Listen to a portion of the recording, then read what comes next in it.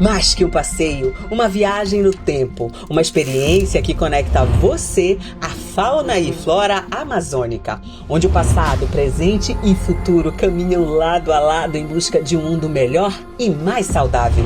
Em Belterra, as raízes de uma história de luta, coragem e ousadia se misturam à busca por novos conhecimentos no primeiro laboratório avançado da floresta.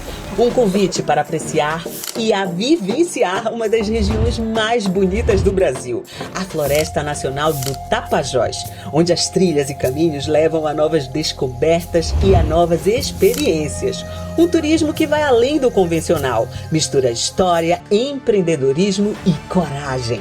Venha vivenciar a Rota Turística Bioterra, a história sempre viva.